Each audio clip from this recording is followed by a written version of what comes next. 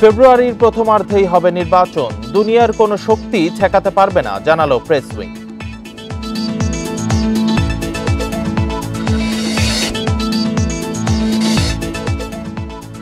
রাজনৈতিক দল হিসেবে আওয়ামী লীগের পুনরুত্থান অসম্ভব, মৃত্যুর আগে ট্রাইব্যুনালে বদরুদ্দিন উমরের লিখিত জবানবন্দি।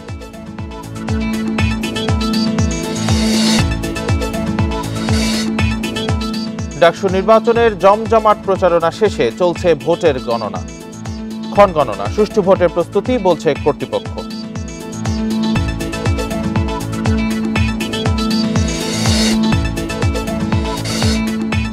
আটকে গেছে রোহিঙ্গাদের ভাষান্তরে সরানোর প্রকল্প, 4 বছরে গেছে মাত্র 37,000।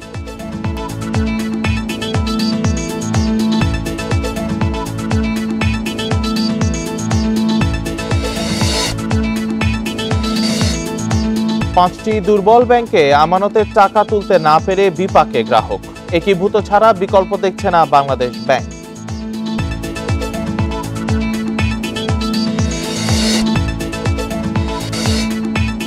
পূর্ণগ্রাস চন্দ্রগ্রহণে কালচে লাল রঙের চাঁদ, বিরল দৃশ্য প্রত্যক্ষ করলেন বাংলাদেশ সহ বিভিন্ন দেশের মানুষ।